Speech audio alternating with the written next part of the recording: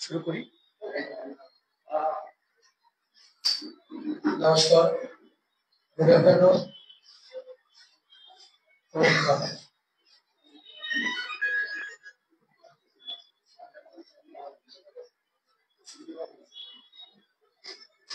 My dear friends, as you know, tomorrow we will organize a Adivasi Samavesh at Ambassa district, Ambassa town hall.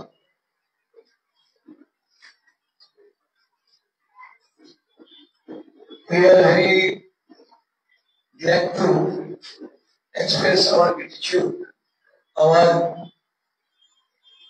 state in charge, Saptagiri Shantarulaka, Member of Parliament. He will be the chief guest, and our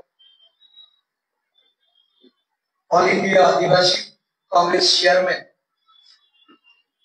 Dr. Vikrant Bhuria. He will be our chief orator.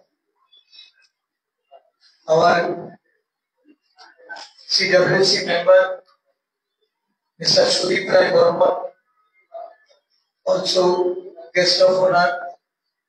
Our CLP leader, Mr. Birijit Sinha, will be guest of honor, and special guest, our secretary in charge, Mr. Kishore Tilakji.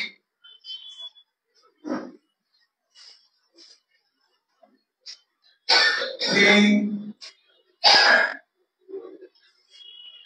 welcome all of them. আপনারা জানেন যে আমাদের রাজ্যে বিগত প্রায় কয়েক দশক ধরে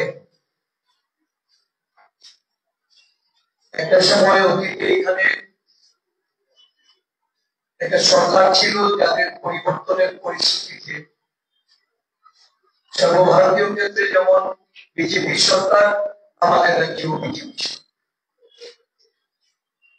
প্রত্যাশিত ছিল যে একটা পরিবর্তন হয়তো রাজ্যের সমস্ত অংশের মানুষের মধ্যে পরিবর্তন নিয়ে আসবে, কিন্তু আমরা লক্ষ্য করলাম এই পরিবর্তন রাজ্যের মানুষের সাথে সাথে আদিবাসী অংশের মানুষের তাদের জীবনযাত্রা, তাদের আর্থসামাজিক উন্নয়ন, তাদের সংস্কৃতি, তাদের কৃষ্টি আজকে ধ্বংসের মুখে দিয়ে দাঁড়িয়েছে। আঞ্চলিক দলের উপর নির্ভরতায় এই রাজ্যে বিগত 40 বছর ধরে যারা উন্নয়নের স্বপ্ন দেখেছে, উন্নয়নের প্রশ্নে যারা আঞ্চলিক দলগুলিকে শক্তিশালী করেছে, আজকে প্রায় 7 বছর এই রাজ্যে বিজেপি সরকার এবং তার অ্যালায়েন্সের সমস্ত আঞ্চলিক দল, এই দলগুলি তাদের প্রতিশ্রুতি, তাদের জাতি গোষ্ঠীর প্রতি যে ধরনের কমিটমেন্ট বিগত নির্বাচনের আগে তারা রেখেছিলেন, মূলত আদিবাসী সমাজ যে স্বপ্ন দেখেছিল আজকে সেই স্বপ্ন ভেঙে চুরমার। ভারতীয় জাতীয় কংগ্রেস সর্বভারতীয় ক্ষেত্রে আদিবাসী সমাজকে, তাদেরকে তাদের অগ্রগতির জন্য, তাদের উন্নয়নের জন্য, তাদের সংরক্ষণকে সুরক্ষিত রাখার জন্য আমাদের সর্বভারতীয় সভাপতি মল্লিকার্জুন খাড়গেজি, আমাদের সংসদের বিরোধী দলনেতা সাংসদ জননায়ক রাহুল গান্ধীজি থেকে শুরু করে শ্রীমতী সোনিয়া গান্ধী, প্রিয়াঙ্কা গান্ধী, আমাদের কেসি বেণুগোপালজি, আমাদের জাতীয় কংগ্রেসের নেতৃবৃন্দ, আমাদের রাজ্য ইনচার্জ, উনি একজন আদিবাসী জনগোষ্ঠীর মানুষ, উড়িষ্যার কোরাপুট থেকে সাংসদ হিসাবে নির্বাচিত।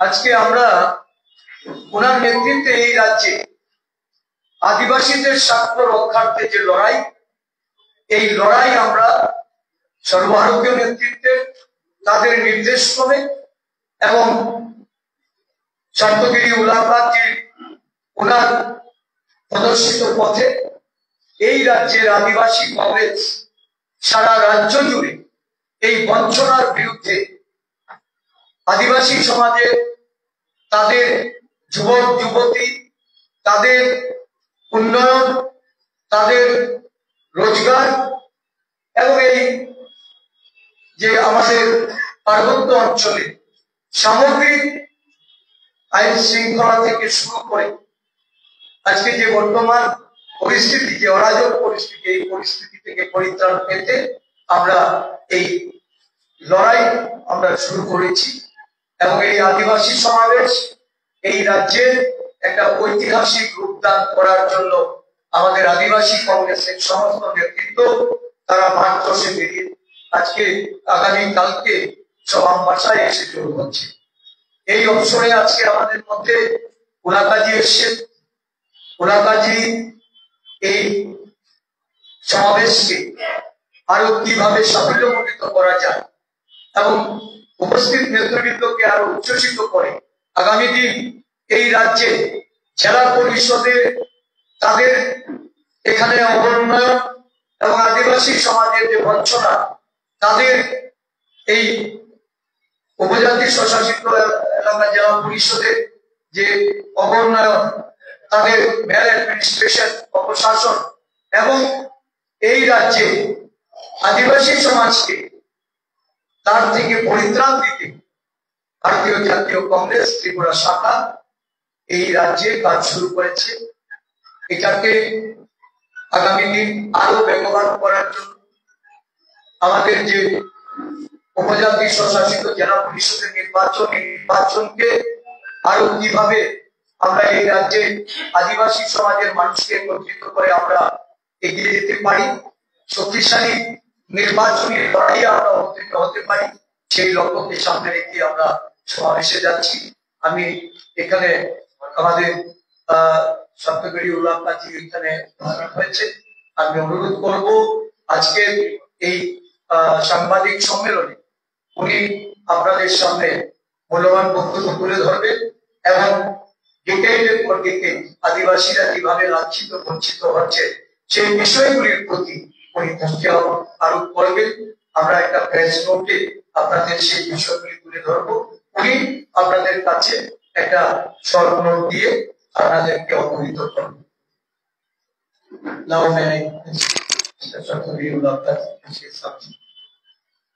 बहुत बहुत धन्यवाद।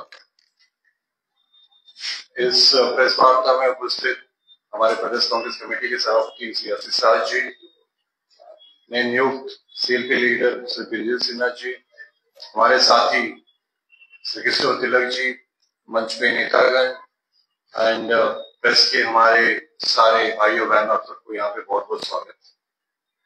आज का प्रेस वार्ता का मुख्य उद्देश्य ये कि जो दशकों से चली आ रही है भाजपा सरकार, जो प्रताड़ित कर आ रही है आदिवासियों को, उसी के इश्यूज को हम आपके माध्यम से त्रिपुरा के लोगों तक पहुंचाना चाहते हैं। कल एक बहुत बड़ा आदिवासी समावेश हम करने वाले अंबासा में, जहां पे राष्ट्रीय आदिवासी के चेयरमैन डॉक्टर विक्रम भूरिया आने वाले हैं। हम लोग सब जाएंगे, सुदीप रॉय जी भी रहेंगे वहां पे, गोपाल रॉय जी भी रहेंगे, सारे नेता, जितने सारे हम लोग के प्रमुख नेता है, उसमें हम योग देख के लोगों को संबोधित करेंगे। जो ये आदिवासी का मुद्दा है, ये खाली त्रिपुरा में नहीं है, ये देश भर में हर राज्य में अलग अलग प्रकार से आदिवासियों को प्रताड़ित करते आ रहे हैं। मोदी जी जो बोले थे सबका साथ, सबका विकास, सबका प्रयास, सब फेल होने वाला है। क्योंकि जो मेन मुद्दा है, जो इकोनॉमी की बात हुआ, लैंड का बात हुआ, जमीन, जल, जंगल, जमीन, ये धीरे धीरे करके इसको इतने कानून है कमजोर करके कहीं अदानी या अंबानी को देने की उनकी हमेशा से प्रयास रहती आ रही है। हम अभी मध्य प्रदेश से आ रहे हैं, सिंगरौली से, वहां पे विस्थापन का बहुत बड़ा इशू है। अदानी पावर प्रोजेक्ट्स लिए जा रहे हैं, आदिवासियों को जमीन का मुआवजा तक नहीं मिल रहा है, ग्राम सभा नहीं हो रहा है। Standing committee chairman rural development Panchayati Raj के होने के हम जहां भी देखते हैं, चाहे मध्य प्रदेश हो, गुजरात हो, उड़ीसा हो, झारखंड, छत्तीसगढ़, लक्षद्वीप, अंडमान निकोबार आइलैंड, त्रिपुरा, मणिपुर, हर जगह पे एक एक करके हम देख रहे हैं कि ये षड्यंत्र चलते आ रहा है, जो कि आदिवासियों को कमजोर कैसे करेंगे, उनकी अपनी सभ्यता से, उनकी संस्कृति से, उनकी भाषा से, उनकी जमीन से कैसे दूर करके उनकी जमीन हथियार करने की जो प्रयास चल रही है, ये हम उनको कभी सफल होने नहीं देंगे। अब त्रिपुरा का जो मुद्दा है, 17 पॉइंट है, जो आपके माध्यम से हम लोगों तक पहुंचाने चाहते हैं कि सारे आदिवासी ये बात बोलना चाहते हैं कि हम आपके साथ हैं। हमारे नेता श्री राहुल गांधी, श्री खड़गे जी, प्रियंका गांधी जी, सोनिया गांधी जी, हम लोग हर एक आदिवासी के साथ हैं और आखिर तक हम उनके साथ खड़े रहेंगे और उनके हक के लिए लड़ते रहेंगे। राहुल गांधी जी बार बार आदिवासियों की लड़ाई लड़ते आ रहे हैं। मुझे याद है जब वो नीमगिरी में ये बताए थे कि मैं आपका सिपाही हूं, दिल्ली में आपका लड़ाई मैं पार्लियामेंट में लड़ूंगा, तब से लेके आज तक उनका जो भी विचारधारा है, उनका लड़ाई है, कभी कम नहीं हुआ, कभी थमा नहीं है।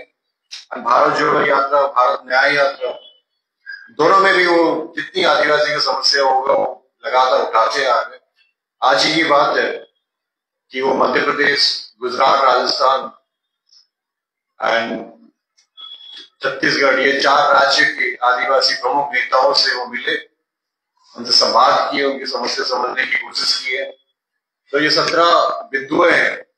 सबसे प्रमुख है 125वां अमेंडमेंट बिल, जो संविधानिक अमेंडमेंट बिल जो पार्लियामेंट में लेके आई थी। ये पिछली लोकसभा में, 17वीं लोकसभा में, हम भी थे लोकसभा में, ये बिल इंट्रोड्यूस किए थे, अमेंडमेंट किए थे, जहां पे Tripura tribal areas autonomous district council, इसको कैसे और मजबूत कर पाए, डिवोल्यूशन कैसे ज्यादा हो पाए, फाइनेंशियल ऑटोनॉमी कैसे मिलेगा, उनकी जो सदस्यता है उनको बढ़ा के 54 तक कैसे करेंगे, उसका नाम चेंज करके त्रिपुरा जो अपना ट्राइबल ऑटोनोमस काउंसिल है उसको और कैसे शक्तिशाली करेंगे, उसके लिए ये अमेंडमेंट बिल लेके आए थे। और यहाँ के त्रिपुरा की सारी जनता बहुत खुशी हर्ष मनाए थे। हमें तो याद है दूसरे दल के नेता भी बहुत खुश हो गए थे कि कुछ कर रहा है भाजपा सरकार। उसके बाद इस बिल को, अमेंडमेंट को एक जॉइंट कमेटी में भेज दिया गया। आनंद शर्मा जी उनके चेयरमैन थे होम अफेयर्स कमेटी में। वो भी अपना रिपोर्ट, हाउस कमेटी के जो भी रिकमेंडेशन है इस अमेंडमेंट बिल में, वो भी अपना रवायत दे कि हम तकरीबन सारे पॉइंट्स मान गए थे। और हम चाहते थे कि ये पर्टिकुलर जो अपना अमेंडमेंट बिल है Tripura tribal areas autonomous district council को शक्तिशाली करने का, और ज्यादा डिवोल्यूशन होगा, इलेक्शन कैसे टाइमली होगा, इसमें विलेज काउंसिल कैसे बनाया जाएगा, सिटी काउंसिल कैसे बनाया जाएगा, मेंबर्स कैसे बढ़ेंगे, डिफेक्शन जैसे ना हो, ये सब चीज के बारे में बहुत अच्छा ये अमेंडमेंट बिल था। लेकिन ये बिल अभी तक 6 साल हो गए पारित क्यों नहीं किया? क्योंकि ये लॉलीपॉप दिखा के भागना चाहते हैं। ये त्रिपुरा के आदिवासी हित के लिए कुछ करना नहीं चाहते, बस ये दिखावा करना चाहते हैं कि हम कुछ करने वाले, लेकिन कुछ हो ही नहीं रहा है। 6 साल हो गया, उस बिल को कब पारित करेंगे हमारा पहला प्रश्न है। हम चाहते हैं जितने भी आदिवासी दल है यहाँ पे, जितने भी बाकी विपक्ष के दल है, ये सत्ता के दल है, भाजपा है, मुख्यमंत्री है, आप पूछिए ये अमेंडमेंट बिल कब पारित करेंगे। दूसरी बात, जो खस लैंड है जिसमें एक्चुअल ऑक्यूपेशन के बेसिस पे उसको पट्टा नहीं मिला जाता है, लैंड रेट नहीं मिला जाता है, ये जो सरकार है लैंड सेटलमेंट के लिए, fair and just land settlement के लिए राज्य में भी एंड जो अपना त्रिपुरा ट्राइबल एरिया और काउंसिल में भी एक खास लैंड के लिए ये लोग पूरा ही विफल है। हम चाहते हैं कि जैसे हम जीवित करते रहे, कल्टिवेशन करते आ रहे हैं, उसी के अनुसार आप लैंड सेटलमेंट भी कीजिए। कोकबोरो, ये कोकबोरो को हम चाहते हैं इसको पॉलिटिसाइज करें, कोकबोरो हम चाहते हैं इसको रोमन स्क्रिप्ट हुआ जाए, लेकिन भाजपा कोकबोरो को रोमन स्क्रिप्ट में ना करके इसको पॉलिटिसाइज कर रहे हैं ताकि आदिवासी को डिवाइड कर पाएंगे। हमारी डिमांड तो यही है, इसको रोमन स्क्रिप्ट में तुरंत आप इसको लागू कीजिए और आदिवासी को डिवाइड करने की स्टेप बंद कीजिएगा। जो वेकेंट सरकारी पोस्ट है, बहुत से सरकारी पोस्ट जो अभी तक वेकेंट है, हम चाहते हैं कि जो 100 पॉइंट रिजर्वेशन रोस्टर है उसको पारित करके आप जितने भी वैकेंसी है सरकारी पद है, खासकर आदिवासियों के लिए, जो आदिवासी युवा अभी बेरोजगारी के शिकार है, उसको कैसे रोजगार मिले, इसके लिए आपको प्रयास करना चाहिए, कदम उठाना चाहिए। जाति जनगणना की जब बात करते हैं हम लोग, पहले तो हम पे हंसते थे, मजाक उड़ाते थे, यहां तक कि हम लोकसभा में देखे हैं कि विपक्ष के सांसद ने राहुल गांधी जी पूछे तुम्हारी जात क्या है, लेकिन राहुल जी का कांग्रेस पार्टी का निरंतर दबाव से प्रधानमंत्री मोदी जब ऑपरेशन सिंदूर हो रहा था उससे पहले मजबूरन जाति जनगणना मानना पड़ा उन्हें, और उसे स्वीकार करते हैं। लेकिन हम चाहते हैं कि ये सही ढंग से जाति जनगणना हो। तेलंगाना में जैसे हम लोग जाति जनगणना करते आ रहे हैं वैसे करो, ऐसे नहीं खाली जाति कॉलम लगा दो, इसका कोई मतलब नहीं। हम चाहते हैं सोशियो इकोनॉमिक पॉलिटिकल एमआरआई हो, लोगों का सेंसस हो, एक टाइमलाइन बताओ कि कब करोगे, फंडिंग क्या है, इसका फंड एलोकेशन कीजिए, कब तक कर पाओगे और कैसे करोगे, ये हम लोग का मेन मुद्दा है। पट्टा, जो आदिवासी का पट्टा होता है, एक्चुअल ऑक्यूपेंट जो है फॉरेस्ट राइट एक्ट के अंतर्गत, अब जो एक्चुअल ऑक्यूपेंट है उसको पट्टा रिकॉग्नाइज करने के लिए हम सरकार से दावी कर रहे हैं, राज्य सरकार से भी, केंद्र सरकार से भी। जो अपना ट्राइबल ऑटोनोमस काउंसिल स्कूल्स है, इसमें टीचर्स की नियुक्ति बहुत कम है। कई स्कूल में हम देखें कि एक ही टीचर है, कई जगह पे तो टीचर ही नहीं। हम चाहते हैं कम से कम हर स्कूल में 2-3 टीचर नियुक्त करें, मल्टीपल टीचर नियुक्त करें, ताकि जल्दी बच्चों का शिक्षा हो पाए एंड अपने बच्चे पढ़ाई लिखाई कर पाए। एक दुख की बात है कि जो Tripura tribal autonomous district council में कोई भी सेंट्रल यूनिवर्सिटी नहीं है। आप देखो नॉर्थ ईस्ट में हर जगह पे एक सेंट्रल यूनिवर्सिटी होता है, जहां पे ऑटोनोमस डिस्ट्रिक्ट काउंसिल में ये नॉर्म्स है। तो त्रिपुरा के लिए इतना अन्याय क्यों? जब यहाँ डबल इंजन सरकार चल रहा है तो यहाँ पे एक सेंट्रल यूनिवर्सिटी क्यों नहीं कर रहे? वहां बिहार और आंध्र प्रदेश के मुख्यमंत्री जो अपना समर्थन देगी सरकार चला रहे हैं, वहां पे तो धड़ाधड़ अपनी यूनिवर्सिटी बना रहे हैं। लेकिन त्रिपुरा में जहां पे भाजपा का डबल इंजन है, वो सेंट्रल यूनिवर्सिटी क्यों नहीं कर रहा? हमारा डिमांड ये है कि जो autonomous district council, Tripura tribal autonomous district council, उसमें एक सेंट्रल यूनिवर्सिटी भी हो। स्किल डेवलपमेंट एंड युवाओं को एंटरप्रेन्योरशिप सपोर्ट के लिए हम चाहते हैं प्रशिक्षण मिले। ये स्कीम्स है सारे जितने डिमांड से हर जगह लागू होती है, त्रिपुरा में ये लागू बिल्कुल ही नहीं हो रहा। हमारे युवा कैसे एंटरप्रेन्योर बने, उनको कैसे स्किल डेवलप हो, रोजगार मिल पाए, एम्प्लॉयबिलिटी बढ़े, ये एक हमारा प्रमुख डिमांड है। दुख की बात है कि 75 साल के बाद भी आज भी ना रोड से कनेक्टेड है, ना इलेक्ट्रिकल इंफ्रास्ट्रक्चर पहुंच पा रहा है, बिजली भी नहीं। PMGS/4 अभी जो केंद्र सरकार ने अनाउंस किया है, हम अपने लोकसभा में कम से कम 700-800 रोड स्वीकृत कर रहे हैं, लेकिन त्रिपुरा का जो रिपोर्ट देखते हैं तो एक भी रोड नहीं आता। राज्य सरकार से प्रपोजल ही नहीं जाता, अप्रूव कैसे करेंगे? बिजली कनेक्टिविटी नहीं है, रोड कनेक्टिविटी नहीं है। कब तक त्रिपुरा की जनता ऐसे ही प्रताड़ित होकर रहेगा? अपना health, sanitation, drinking water remote areas में, स्वास्थ्य का भी वही सेम हाल है। ट्राइबल बेल्ट्स में तो देखते हो कि कितने सारे डिसीजेस, माल न्यूट्रिशन का केस है, सिकल सेल एनीमिया का केस है, एनीमिया का केस है, स्टंटिंग, ये सब बहुत चीजें जो न्यूट्रिशन नहीं मिल रहा है, पोषण नहीं मिल रहा है, ये सब चीज में भी ये फेल है। इरिगेशन, सारे जितने आदिवासी बाहुल एरिया है वो अपना खेती बाड़ी के लिए बारिश का ही भरोसा होता है। हम चाहते हैं कि इसका इरिगेशन के कुछ प्रोजेक्ट्स आए ताकि डबल क्रॉप हो पाए, लोगों को बारिश का डिपेंडेंसी ना रहे। यहाँ पे इरिगेशन के बहुत सारे व्यवस्था करें। एग्रीकल्चर एंड फिशरी लोन में सब्सिडी हम चाहते हैं कि 2 लाख हर एक किसान, आदिवासी किसान एंड मछुआरों को 2 लाख का सब्सिडी मिले, लोन मिले, एंड ताकि ये अपने खेती बाड़ी में, अपना फिशरी में अच्छा से वो कर पाए एंड उसमें बोझ तले करने की जरूरत ना पड़े।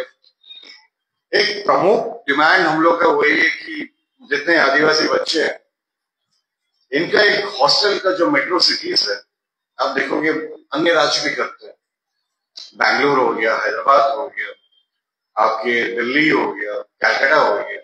हम चाहते हैं कि ये आदिवासी बच्चों के लिए मेट्रो सिटीज में हॉस्टल के निर्माण करें, और जो टीडीए एडीसी भवन 21 सिटी में दिल्ली, गुवाहाटी, शिलांग में एक कम्युनिटी हॉल टाइप का बनाए, जिससे कि लोग वहां जाके एजुकेशन के लिए और ट्रीटमेंट और रहने का व्यवस्था मिले। ये हम लोग का डिमांड है।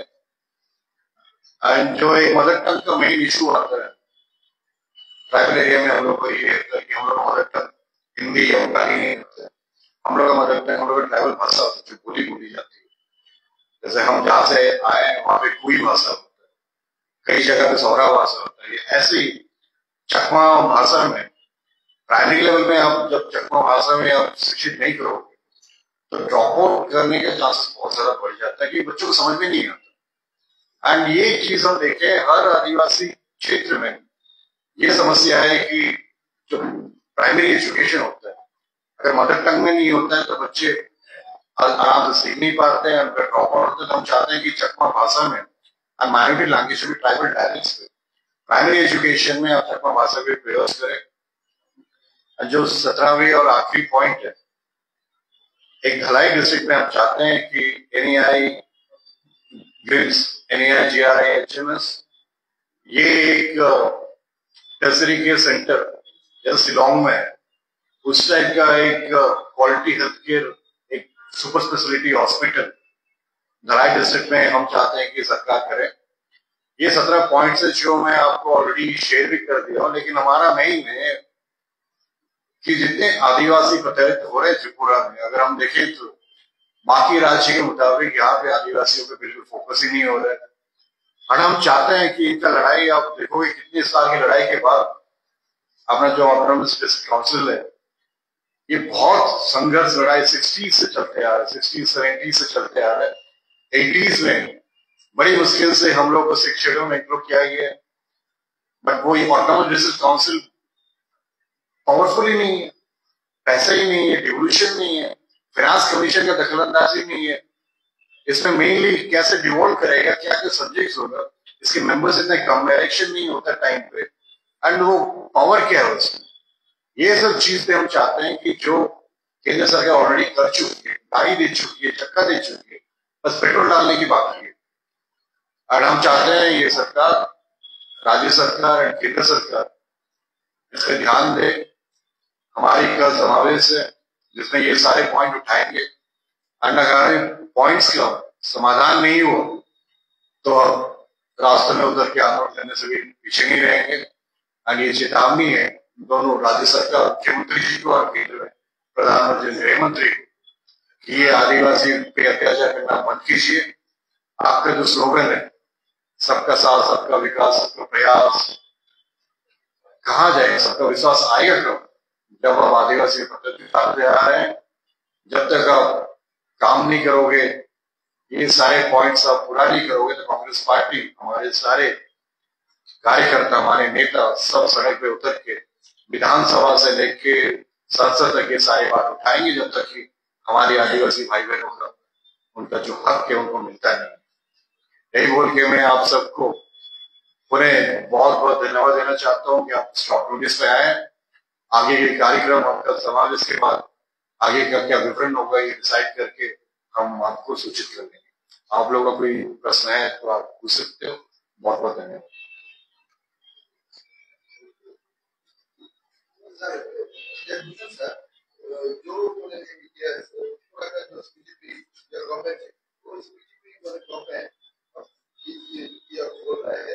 इससे जो कांग्रेस का जो शासन था उस हाल से कांग्रेस और सीपीएम ने कोई भी डेवलपमेंट काम नहीं किया, लेकिन 2017 में गवर्नमेंट का आने के बाद बहुत ही अच्छा काम कर रही है, जैसे कि रास्ता घाट, उसके बाद ये विद्युत और सारा डेवलपमेंट काम कर रहे हैं। तो इसके बारे में क्या बोलते? देखिए, ये सरकार प्रचार का सरकार है। ये सरकार खाली झूठा सरकार है, बोलते बहुत है करते कम। जो ये ऑटोमोबाइल रिसर्च काउंसिल ये हम लोग की सरकार ने दिया था, लोगों का अधिकार हम लोग की सरकार ने दिया था, फॉरेस्ट राइट एक्ट हम लोग की सरकार ने दिया है, बहुत सारी चीज हम लोग की सरकार दी है। हमेशा लड़ते आ रहे हैं कि आदिवासी को हक मिलना चाहिए, राज्य को विकास होना चाहिए। पहले बोलते थे कि डबल इंजन सरकार नहीं है, इसमें विकास नहीं हो। अब तो डबल इंजन सरकार है, हमें नहीं लगता कुछ डेवलपमेंट हो रहा है, इसीलिए हम यहाँ पे आ रहे हैं। ये जो 17 पॉइंट हम उठा रहे हैं यहाँ पे, ये वही है। आज के डेट में ये नहीं हो रहा है। अगर हम लोग की सरकार होती थी हम तुरंत कर लेते। जमीन अधिकारण का हक हमने दिया, कानून लेके आया 2013, लेकिन ग्राम सभा नहीं होता है, लोगों को उनका मुआवजा नहीं मिलता है, टीचर्स की नियुक्ति नहीं होती है, सरकारी नौकरियां खाली पड़ी रहती है, इरिगेशन का कोई फैसिलिटी नहीं है, सड़कें नहीं। मैं आपको बोला ना, प्रधानमंत्री ग्राम सड़क योजना फेज 4, आप मुझे बताए त्रिपुरा से कितना प्रपोजल किया है? कुछ नहीं किया, 3-4 ही है। क्या सारे गांव कनेक्टेड है? ये है विकास? ये खाली इवेंट मैनेजमेंट सरकार है, जो खाली इवेंट मैनेजमेंट करती है, अपनी फर्जी बात बोल के ये दिखाती है कि हमने बहुत कुछ काम कर दिया। उनको रिपोर्ट कार्ड दिखाने को बोलिए। हमें लगता है पूरा फेल है, एंड ये हमें पता है, लोगों को पता है। धीरे धीरे ये आपके माध्यम से सब जानने लगेंगे कि सरकार पूरा फेल है, इनको पता ही नहीं है सरकार चलाना कैसी। 11 साल से ये लोग सत्ता में है, केंद्र में क्या कर रहे हैं? 2 करोड़ नौकरियां जो देने बोले थे मिल गया, 10% जीडीपी ग्रोथ बोले थे मिला। अभी तो ये रिपोर्ट आया कि स्विस बैंक में जो लोग काला धन रखे हैं उनको 3 गुना ज्यादा उनका दाम बढ़ गया। बेरोजगारी चरम सीमा पे, 7.1% बेरोजगारी। ये सब चीजें जो हम बताना चाहते हैं कि ये सरकार खाली बातें करना बंद करे या काम करेगी तो ज्यादा मजा आए।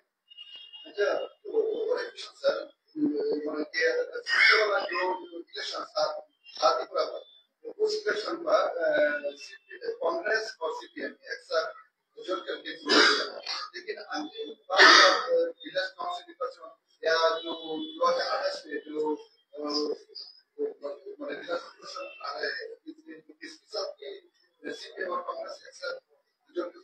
देखिए, ये डिसीजन कांग्रेस हाईकमान तय करेगा। जब इलेक्शन आएगा तब हम डिसाइड करेंगे हम गठबंधन में जा रहे हैं नहीं जा रहे हैं। पर आज की डेट में हम अपने कार्यकर्ता को ये बोले कि आप बूथ को मजबूत करो, एरिया को मजबूत करो, ताकि जो भी निर्णय हाईकमान देगा उस वक्त हम ये तैयार रहे कि अगर अकेले भी लड़ना पड़े तो हम लड़ने सक्षम हैं। बस यही कहना चाहता हूँ, इसके ज्यादा और टिप्पणी नहीं करना चाहता हूँ। ये पार्टी का डिसीजन है, ये जब अब तक हम किस तरह से इंडिया जो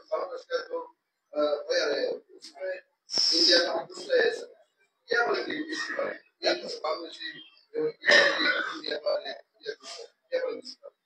देखिए, घुसपैठी एक बहुत बड़ा समस्या है, एंड इसका जिम्मेदार कौन? इसका जिम्मेदार है गृह मंत्री अमित शाह। ये झारखंड जाते हैं, बोलते हैं घुसपैठी आ गई, ये कलकड़ा जाते हैं, मुझे घुसपैठी आ गए, तो बॉर्डर कनेक्शन कौन करेगा? अमित शाह करेंगे ना। तो अगर घुसपैठी आ रहे हैं तो उनको रोको। इलीगल इमिग्रेंट्स तो हम नहीं बोल रहे कभी भी कि ये ठीक है करके। अब इसके जिम्मेदार जो है अमित शाह जी। अगर घुसपैठी बढ़ रहा है तो अमित शाह को जवाब देना पड़ेगी घुसपैठी क्यों बढ़ रही है।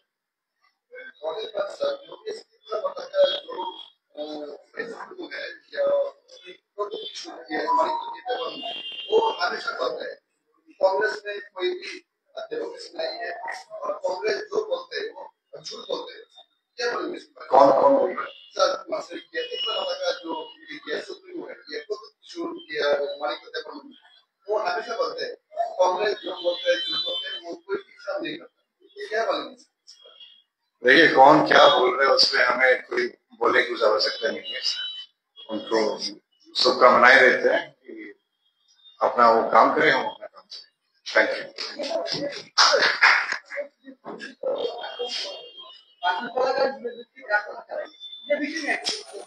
দেখুন, ত্রিপুরা রাজ্যে ডেমোক্রেসি টোটালি এটাকে কিল করা হয়েছে। সুশাসনের কথা বারংবার বলছে মুখ্যমন্ত্রী, কিন্তু আমরা সারা রাজ্য জুড়ে অগণতান্ত্রিক ভাবে তাদের বিজেপির সমাজ বিরোধীরা, বিজেপি আশ্রিত বিভিন্ন বাহুবলীরা তোল্লাবাজি, মাফিয়াগিরি এবং তাদের এই সমাজ বিরোধীদের দ্বারা বিরোধী দলের নেতা কর্মীদের আক্রমণ, এটা বিজেপি ক্ষমতাসীন হওয়ার পর থেকে চলছে। এটা আজও বন্ধ হয়নি। মুখ্যমন্ত্রী উনি উনার নিজ দলে যারা সমাজ বিরোধী ওদের প্রতি ওনার কোনো কন্ট্রোল নেই। এই রাজ্যে পুলিশ আজকে নীরব ভূমিকায় আছে। পুলিশের ক্ষমতা খর্ব করে বিজেপি দলের যারা নেতৃত্ব তারা বিভিন্ন থানাগুলিতে কর্তৃত্ব নিয়েছে। তো স্বাভাবিকভাবে যেখানে পুলিশকে প্রয়োজনীয় পদক্ষেপ নেওয়া দরকার, ভারতীয় জনতা পার্টির নেতৃত্ব আজকে পায়ের তলায় জমি সরে গেছে। তারা দুর্বল, তাদের সাংগঠনিক শক্তি এটাকে ধরে রাখার জন্য কংগ্রেস নেতৃত্বের উপর আক্রমণ করছে। সুদীপ বাবুর উপর বারে বারে আক্রমণ হয়েছে। এই আক্রমণের পরিপ্রেক্ষিতে মামলা হয়েছে, কোনো আসামি গ্রেপ্তার হয়। এটা প্রশাসনকে কাজে লাগিয়ে সরকারপন্থীদের তাদের বিরোধী দলকে দাবিয়ে রাখার একটা অপচেষ্টা। সুদীপ বাবুর পেছনে শুধু সুদীপ বাবু নয়, কংগ্রেস দলের অনেক নেতৃত্ব, এখানে বিরোজিৎ বাবু আছেন, বিরোজিৎ বাবুর আক্রমণ হয়েছে। এখানে অনেক নেতৃত্ব যারা বিভিন্ন সময়ে তাদের আক্রমণের শিকার হয়েছে, কিন্তু আক্রমণের মুখে কংগ্রেস দল কখনো তারা মাথা নত করবে না। তারা কখনো রাজনৈতিক কর্মসূচি থেকে পিছিয়ে থাকবে না। জনস্বার্থে কংগ্রেস এই রাজ্য জুড়ে তাদের সাংগঠনিক কাজ এটাকে জারি রেখে এটা মোকাবেলা করবে। আমরা সাবধান করে দিতে চাই, সতর্ক করতে চাই যে কংগ্রেস কিন্তু আগামী দিন এই ধরনের ঘটনা ঘটলে আমরা ছেড়ে কথা বলবো না। আমরা প্রতিরোধ করব, গণতান্ত্রিক উপায়ে প্রতিরোধ করতে আমরা অভ্যস্ত। অহিংসা আমাদের নীতি, কিন্তু আমাদেরকে যদি আক্রমণ করা হয় তাহলে আমরা পিছপা হব না। সাবধান করতে চাই বর্তমান রাজ্যের মুখ্যমন্ত্রী, উনি উনার দলের যারা গুন্ডামি করে বেড়াচ্ছে, মাস্তানি করছে, নানাভাবে মাফিয়া অ্যাক্টিভিটি করছে, তাদেরকে সামলান। তাদের প্রতি আপনার প্রশাসন যেন নিরপেক্ষ ভূমিকা নিয়ে সুশাসনের পথে যেন প্রশাসন হাঁটে, এই ব্যবস্থা করুন। অন্যথায় এই রাজ্যের জনগণ ক্ষমা করবে না, বিরোধী দলকে এইভাবে থামানো যাবে না। কংগ্রেস দল কখনো হিংসার কাছে মাথা নত করেনি। ধন্যবাদ। Thank you.